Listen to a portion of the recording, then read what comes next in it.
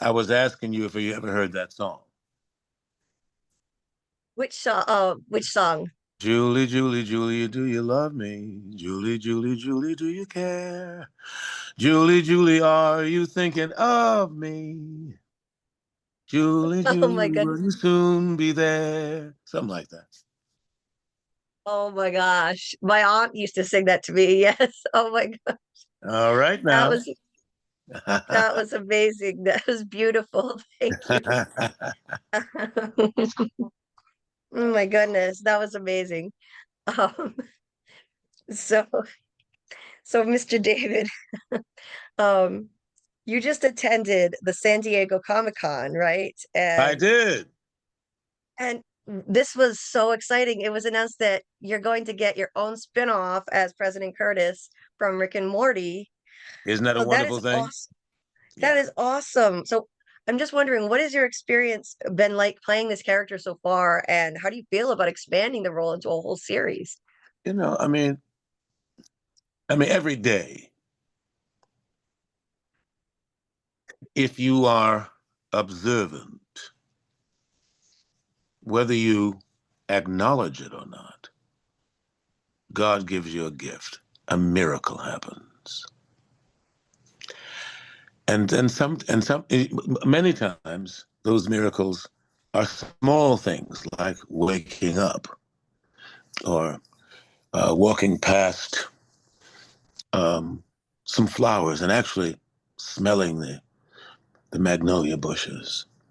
And then you get, and then sometimes they come in a really big form, like you get your own spinoff. I mean, the gift that keeps on giving. I love playing President Curtis. I mean, he always comes in at the right moment, saves the day, or, you know, gets involved in some stuff that Rick and Morty have to get him out of, uh, and but always, always adventures that keep you interested. Now we get to have 10 episodes where I get to explore those possibilities for myself. How wonderful is that? That's amazing. That's so cool. What an awesome announcement. And yeah, I know fans of the show are just going to love it. Um, Now, when I think about your acting, I've been so impressed by just the diversity of your roles in so many genres and the dynamism of your performances. I mean, when the scene calls for it, you are so warm and sensitive if necessary, but then you can turn around and be intense and imposing, sometimes even in the same role. Did studying at Juilliard and working as a theater actor from your young age as an actor, did that help with developing that versatility? Absolutely. I mean, Yeah. that's the purpose of studying, so that you have access to those places within yourself that you can then reveal. I mean, for me, acting is the art of revelation. Um, and we study so that we can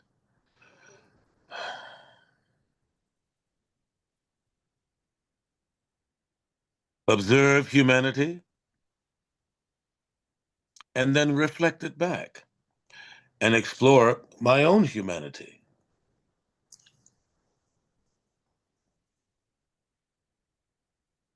So all that training helped me to be able to do that. Yes, to answer your question. That's amazing. Yeah. Now, okay. So as a huge fan of The Thing personally, I would be tempted to ask you that question that you've been asked about a million times, but I won't. Were you the thing? Do you think you were the thing? But how does it feel to have played such a memorable role that is still capturing audiences' imagination and sparking such lively debate even to this day, where people are still theorizing about it? It's an amazing feeling. I mean, The Thing was my first movie, and it was over 40 years ago. when you talk about the gift that keeps on giving, I mean, you know, the bottommost line, Julie, whether we're talking about the thing or President Curtis, every day of my life for more than 40 years, I'm living my dream, and I have been for over 40 years. On my worst day, I'm living my dream because I get to do what I say I've always wanted to do. And, and really it's really what I've been called to do.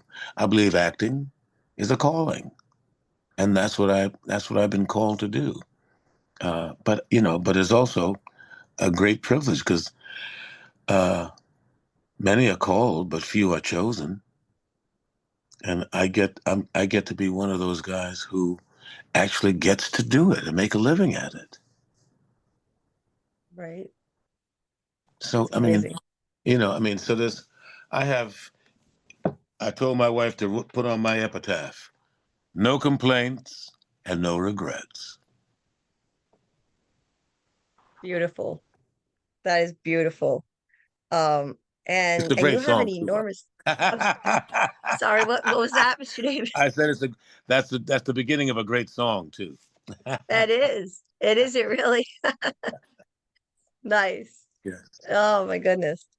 Um, and I gotta mention your voiceover work. I mean, your voice is instantly recognizable. You have an incredible body of voiceover work, including your role in Gargoyles, for example, which my co-host on my YouTube channel absolutely loves. So many people do. To what You do don't you like attribute your gargoyle? success?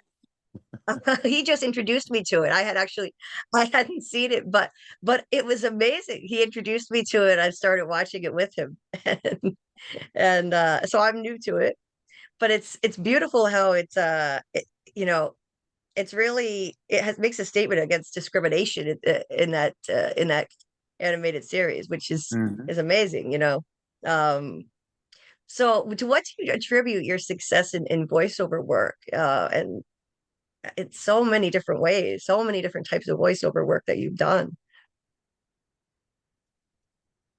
God is good all the time. That's all I can tell you. I mean, I get to do a wide variety of things, but again, going back to my training, one of my teachers, was a man named Norman Rose, who was uh, an extraordinary guy. He was the voice of Juan Valdez. Uh, that's before your time. He was also the voice of. He was also the voice of Chevette, the Chevrolet Chevette. He was the voice of CBS. Um, and another one of my teachers, who you might know, was Nancy Marchand, who was um, the mother on The Sopranos. He was Tony Soprano's mother. And these were really wonderful actors and gave us a love of language and also helped to shape our technique. And what I mean by that is our way of working. And so, um, voiceover, I mean, it's still acting. It's still, what do I want to communicate?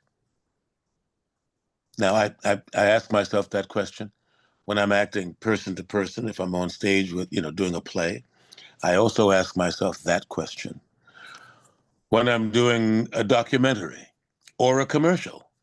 What am I trying to communicate? Right.